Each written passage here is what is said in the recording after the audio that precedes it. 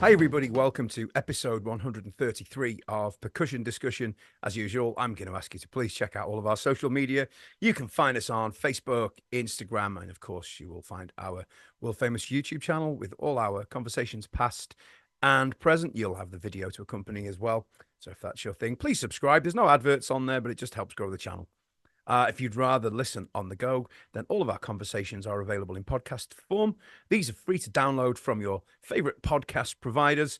So if that's your thing, you know what to do. Please rate and review if you can. Again, it helps grow the show and let like-minded drummers find us and hopefully enjoy us. On to today's guest. There are two musical giants in this world who I have the utmost respect for. One of them is Phil Collins. Obviously, he needs no introduction.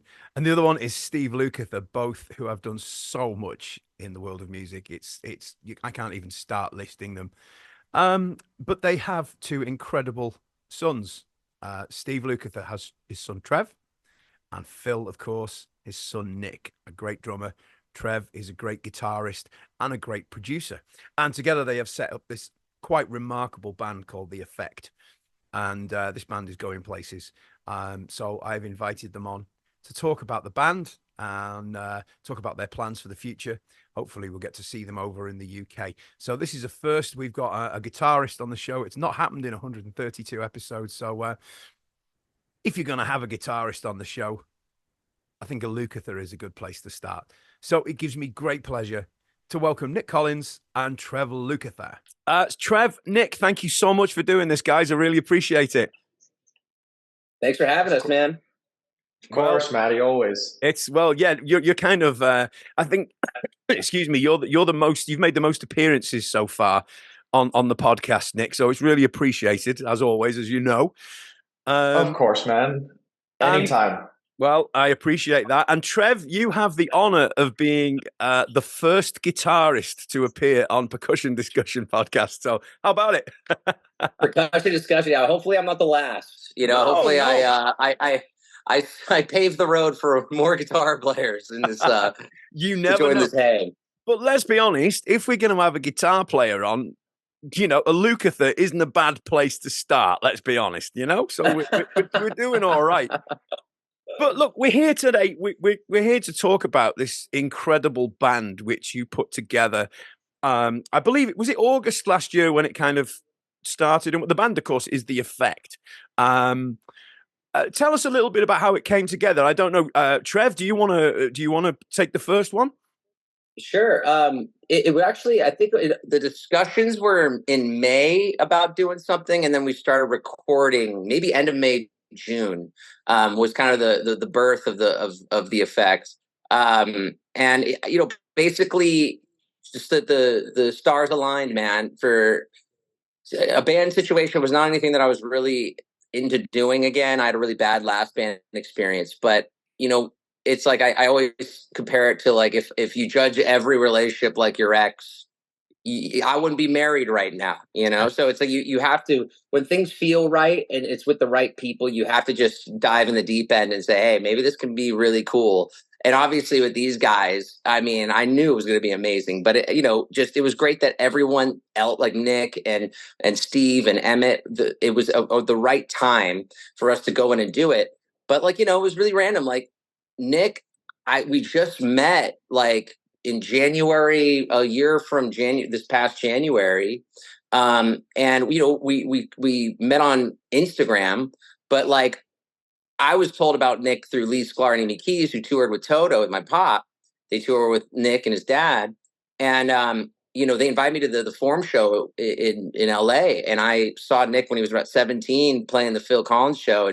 And to me, he stole the show, man. I mean, he was unbelievable. And then, Lee and Amy were like, you need to meet Nic and you guys should do something down the line or whatever. So I started following him. He followed me back and we just started, just loving on each other. And then when I happened to be in Miami for like a reality show hosting gig that went south after day one, I hit up Nic. I was stuck in Miami with my wife and I was like, what are we going to do? And I hit up Nic and we did like a double day with him and Isabella, his girlfriend, and we had a great hang, man, and we just vibed. And so we knew we wanted to do something. I've been producing ever since the pandemic a lot, so maybe I'd get him in on a session. But as months went by and I came across Emmet Stang, another Instagram situation where I saw him do his cover of Peter Gabriel. It blew me away. I followed him, followed me back. Very similar. We just started talking. We got on the phone for 3 hours.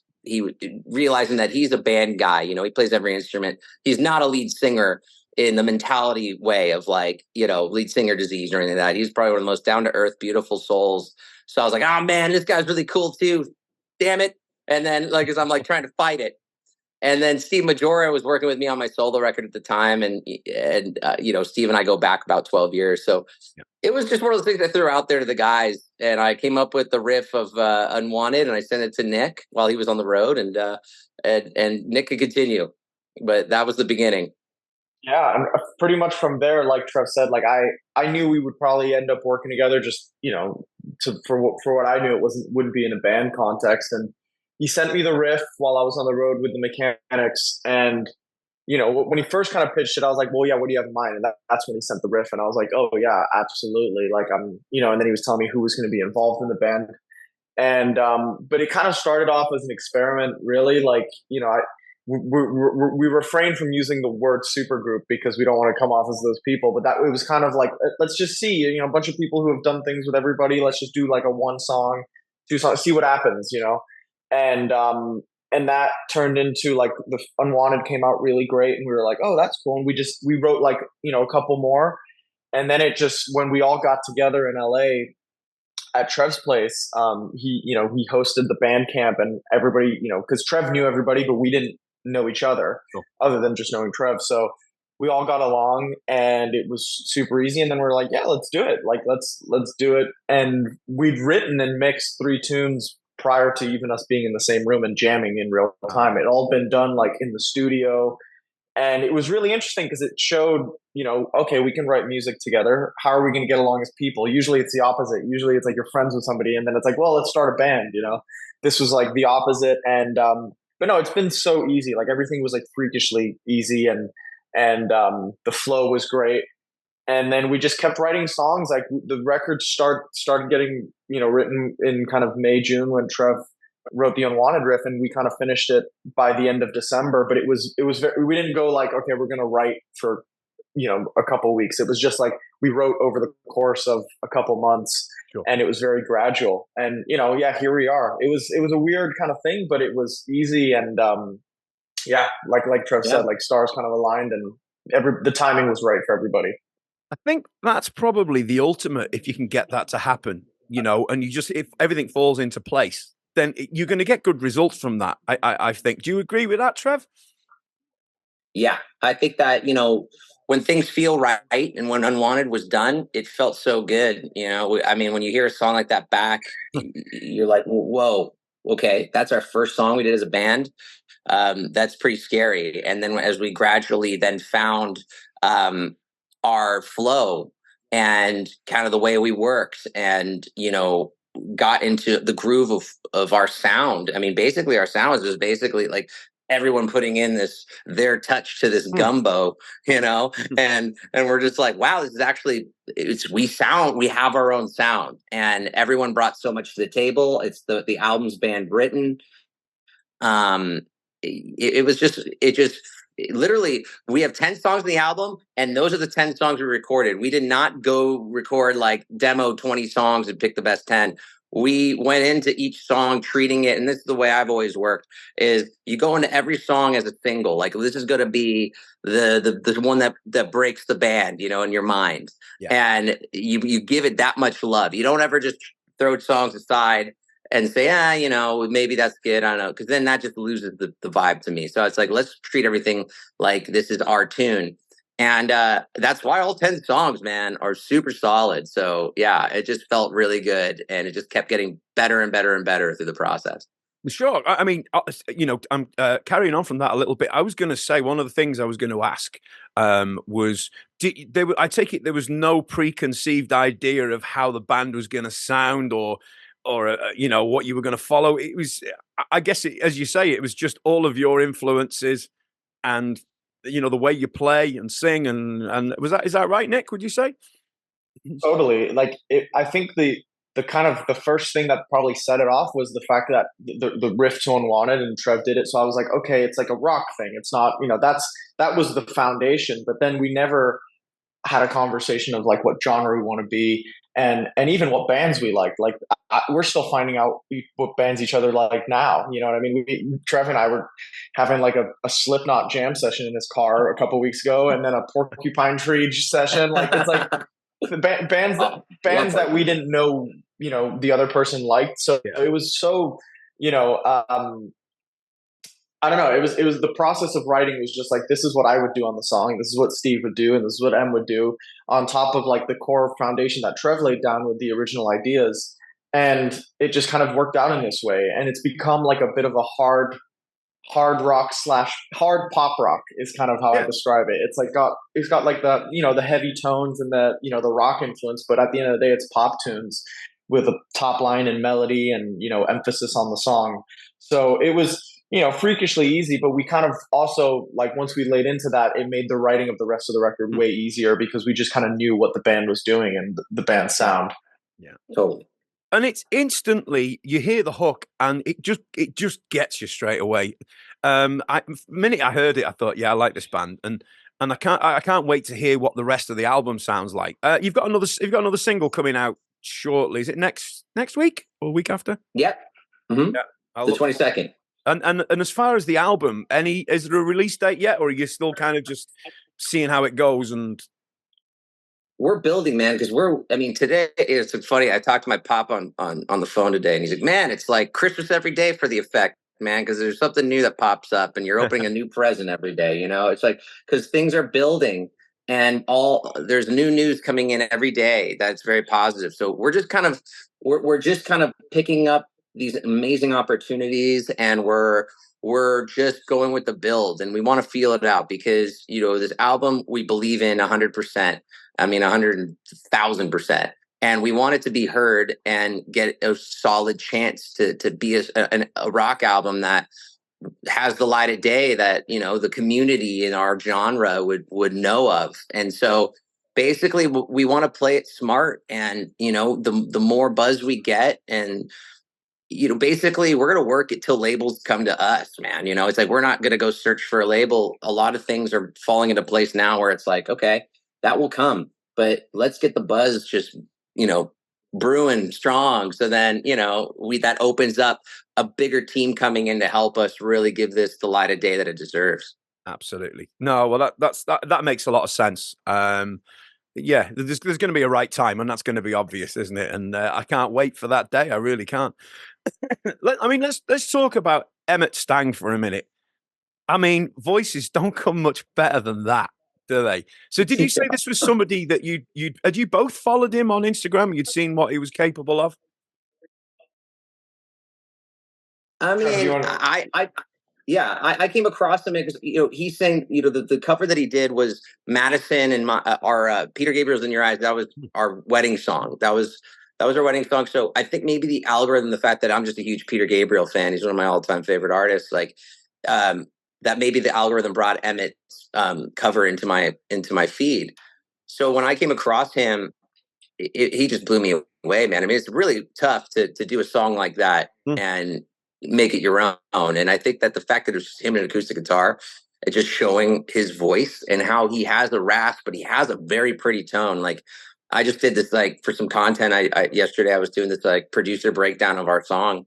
And, in Unwanted in particular, there's like this rasp to him, and there's this like edge to the verses. But then when he goes to the chorus, it's very pretty. He has this range from hell, but also he can change and it's him. It's unique. He could go from pretty clean, and then he can do the belt and the scream, but he's very trained, so he's not messing up his throat. He's not one of those guys that's gonna have no pipes in 20 years. Like, sure. He's very well trained, and he's just, those guys don't come around very often. It was like, like I said, man, I gotta send Instagram a fruit basket, because Instagram has a lot to do with this band with Nic and Em. Oh yeah, Em's got a killer voice, and yeah, like Trev said, he doesn't injure himself, so we're able to, like, just when we're rehearsing, we're running through the set, at least 3 or 4 times a day. and like he's still singing the last song of the last set the same way he started, and he just won't hurt himself because he just knows what to do. But also the great thing about him is he does not bring any sort of like typical lead singer ego or vibe towards anything. Yeah. And I like, which is it's very rare for somebody like that. And he's very much a band guy. He has this understanding because he plays a bunch of instruments, so he knows what everybody's doing. It's a bit more, when a singer tells you, and he actually knows what he's talking about, it's got a bit more value than when it's just like somebody who doesn't. And but a great guy, you know what I mean. And that's the case with everybody. Steve too. Like everybody in the band is. We all enjoy each other's companies, and that's a huge part of it. It's the hang above, that's almost more important than the music most of the time, because that's what you're doing more. You're spending time with each other, and it's it's a great hang the whole time. Oh, incredible! And I know you've been gigging, and so I'm guessing all the songs you're playing are the songs from the album. So anybody who's seen you already knows what they're kind of in for, song wise. Yeah, I guess. Yeah, which is great. I like that. I like the fact that when I hear an album, I go, yeah, I heard that live. It's incredible. And I some people prefer it the other way around. I prefer it that way. I'd like to see a band and then hear the album, and kind of you recognize things. So that's cool. I know you. And I saw. I think it was on your Facebook feed. I saw that you'd done the gig with Steel Panther, which now that must have been fun. Oh yeah.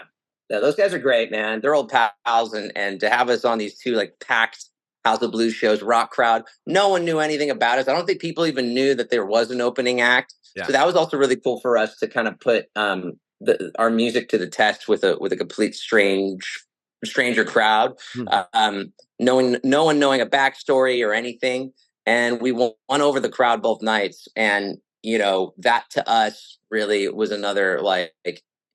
As you build, it's another pat on the back of like, wow, okay, people are really digging this. And like when we almost sold out of all our merch and all this stuff, it's like, whoa, like people really care. And it's awesome, man. It's awesome to win over a crowd. And that's what we plan on doing for quite, probably the next year, is just going out, opening for some really awesome bands and, feeding off of their crowd a little bit and building ours up.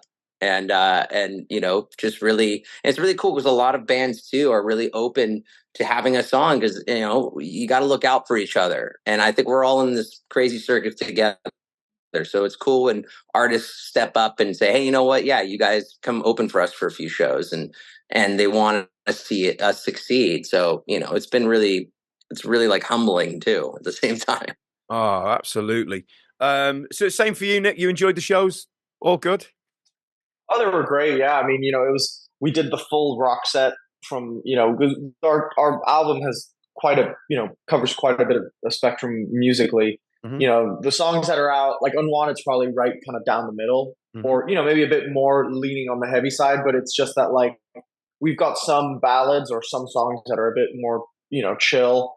But for the Steel Panther gigs, it was just like, let's just do the rock set. And it was 100 miles an hour the whole time. So it was lots of fun, to be able to play in front of an audience like that, and who, the people who are going to a Steel Panther gig are already up for it. You know what I mean? Like they want to have a good time, and you could kind of feel that. And also, like Trev said, since they didn't know much about us, it's like, it was really, and I always feel this in general, it's like, it's the most raw and like authentic way to test how the songs do in front of a crowd, because they don't know you, they don't know who you are, and it's just like, let's see how this goes, Exactly. And it helps us figure out what songs work, what the set order is best, like stuff like that. And it's been a super, aside from obviously the guys being like really great dudes and being nice to us and hanging with us, it was just a great time.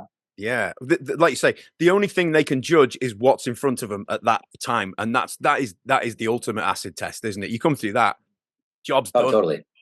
Yeah. So amazing stuff. Now I have to ask, right, and you've probably been asked this before, and I apologize. Whenever I've seen any footage live, it sounds incredible. But you don't have a bass player. Obviously, there is bass generated from somewhere, whether that's a track or keys. Was it a decision not to have a bass player, or is it just something different? I don't know. What was you don't have to answer that, by But that's just... No, I mean, basically, we had a bass player in mind who ended up playing on the whole album. His name's Josh Paul. He's one bad mofo, man. But he was in Daughtry, suicidal tendencies. He's old. He's older. He has the family. Like being in a band, when you're basically setting yourself up to tour, and maybe if you're lucky, make $5. It's certain people's time. It's not it's hard. It's a hard decision to make. But so Josh was initially a guy we were we loved and wanted him to be a part of it. And, it just turned into something where he was just able to, he's like, listen, we love him. We had him play on the whole album. But just a commitment as a band member wasn't there. So, at that point we wanted things to move forward, and, already music being written, the flow was there within the band. So it wasn't let's go find a bass player. We kind of just went with the flow. And so live we do play synth bass with Steve. He does synth bass, and then there's some bass on Josh's, some slap bass on track, so it kind of fills out the sound.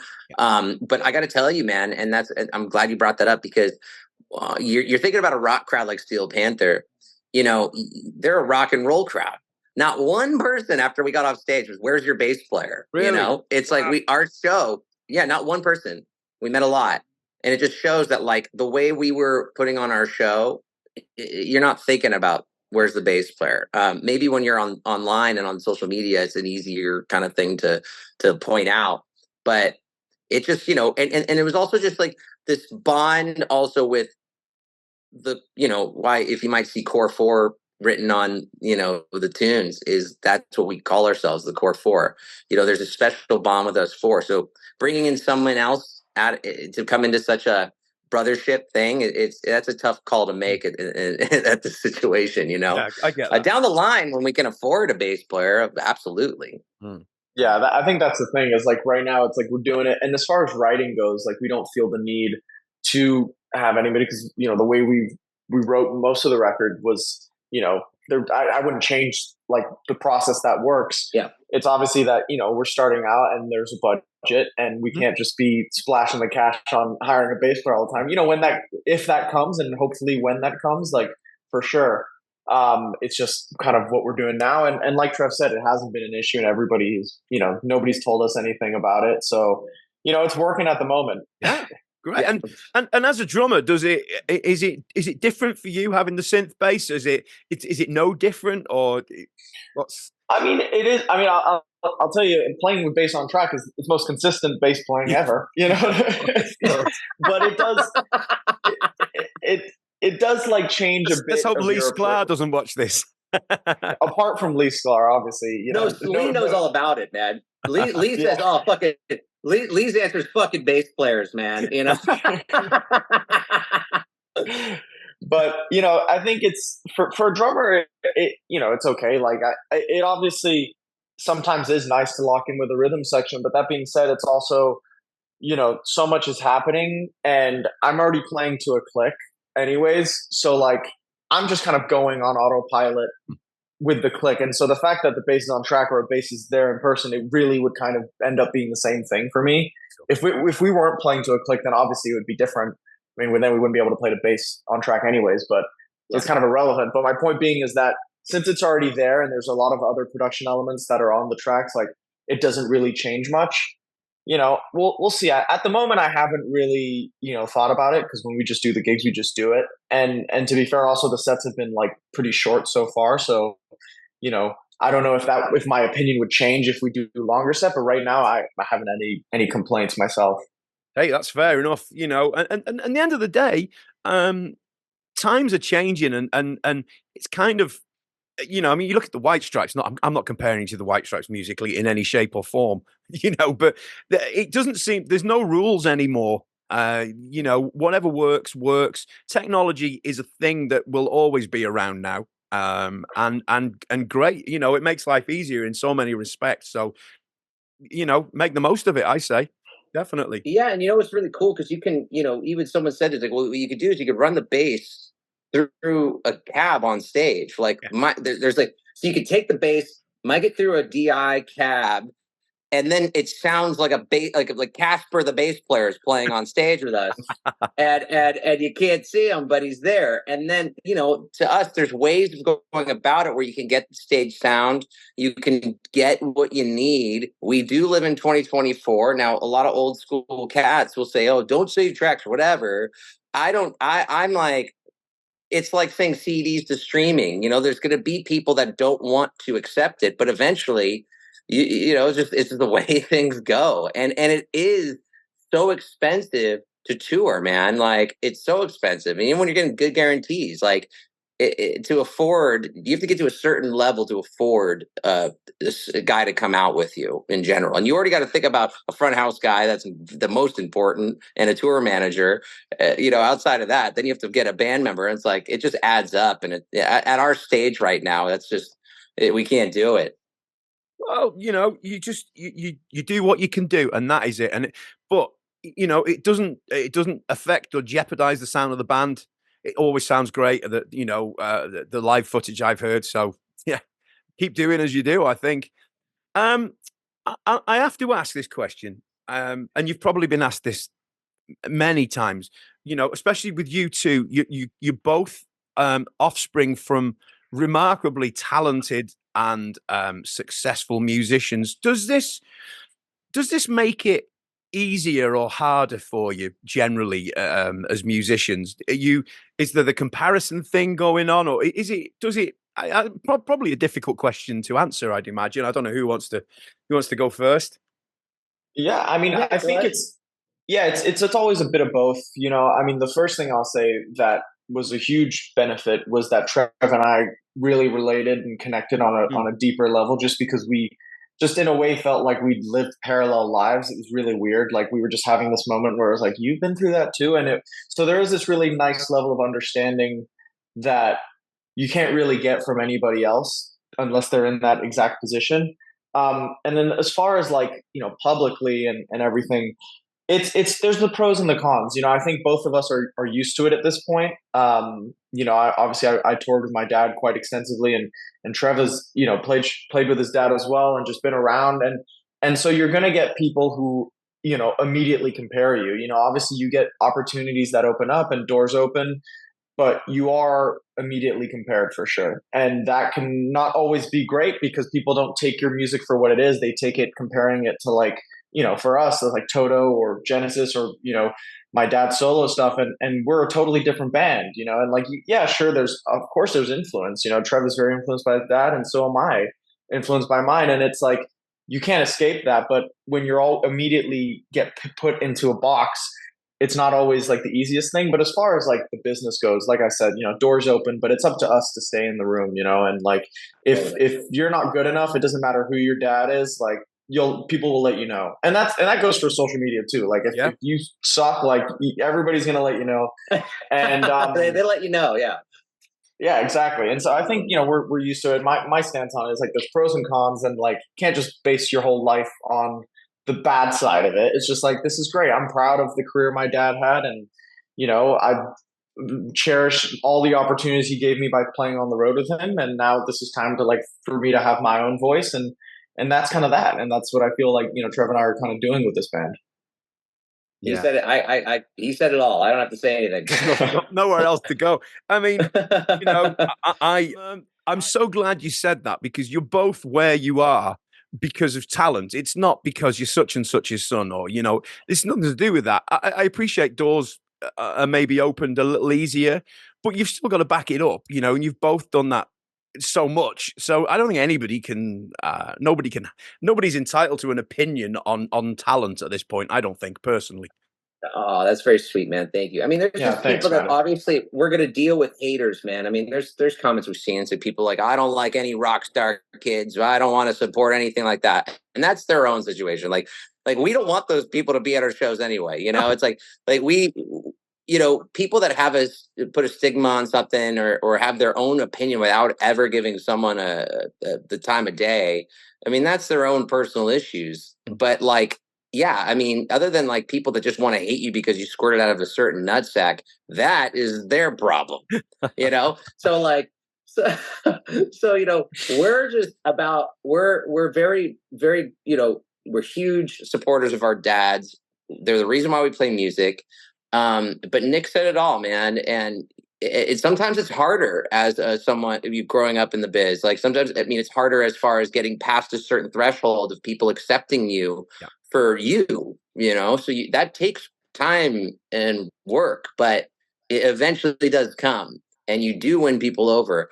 You know, I think down the line, when this band gets to where we know where it's going to go, it'll be kind of an afterthought. It'll be like, oh yeah, you know what's cool about those guys? Yeah, but that's not going to be the sole factor of like the, you know, reason why they like our band. It's going to be something that most younger crowd people are going to find out later down the line as this band grows. It's going to be like, oh, you know, their dads are, you know, from, you know, legendary dudes. And that's cool. But I think the music, no doubt, speaks for itself. And we're just repping, man, because sometimes, man, you know, it's like we're taking the torch too, man. We want to carry it for our next generation, for when we have little kids, you know, and saying, hey, you know, it's a family biz. Too right. And I have to ask, both your dads, respectively, are they fans of what you're doing with the effect? Do they like it? Oh yeah, my dad.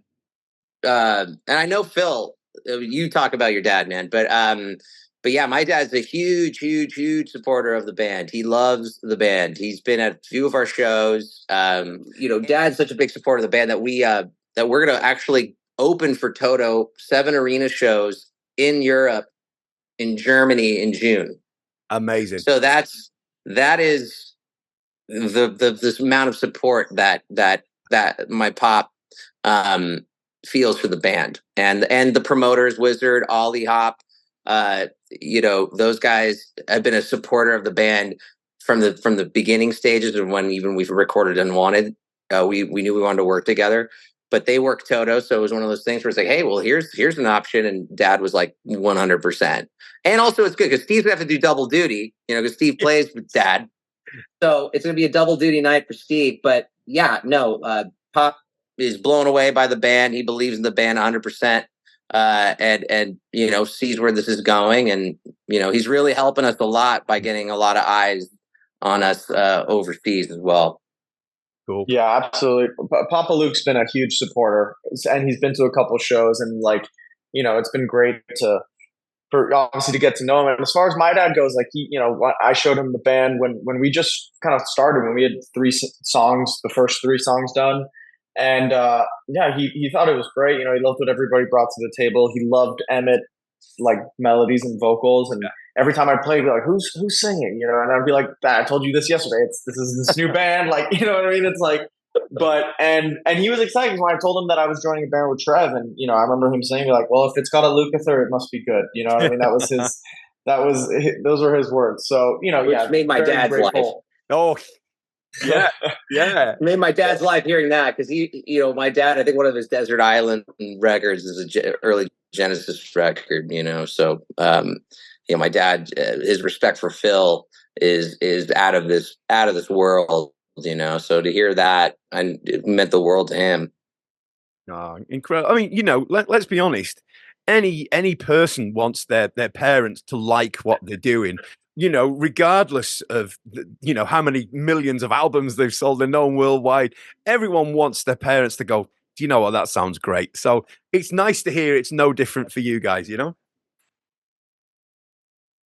Yeah, you know, I think the most important thing, though, that I've grown to know is that if we're proud of it, then I think that will kind of come off a little bit. You know, I actually, I feel like if us as a band are proud of this record, well, we hope our parents will be proud, but that's not the end all be all. Luckily they dig it, but you know, it's you know, I focus on like when we looking around the room with us 4 guys, and like, are we proud of this? Are we excited to put this out? And that is the beginning. And then I feel with that excitement that we feel, it comes across in the sound waves, it comes across to people as we talk about it, and as we play our set live and everything. And but luckily our families have been extremely supportive, and you know, it feels good. Of course it feels good. You know, those are the guys, like, again, like, those are the guys, the reason why we play. So yeah. Indeed.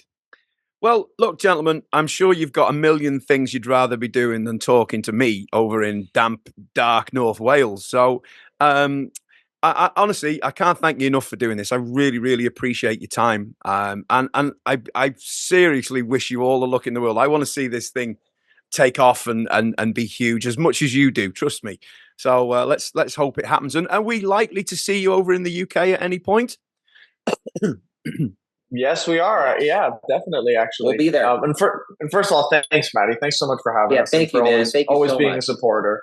Yeah, it's you know, it helps and it means the world. But yes, we are going to be in the UK. We're figuring some of the details out. Sure. But in that same summer run that Trev was talking about, we've got shows in mainland Europe, and we're also going to be playing some UK shows as well. We're just ironing out the final details. Sure. Well, I'm hoping I can get along and don't just do London. Remember, we're up north as well. I know. Some of it, we will definitely eventually make our way and do a full-fledged UK tour. Can't wait. So we'll see. So look, well, Maddie, thank you, man. Hey, it's been a pleasure. Thank you, Trev. Thank you, Nic. I appreciate it as always, and wish you all the luck. So yeah, amazing stuff. Thank you.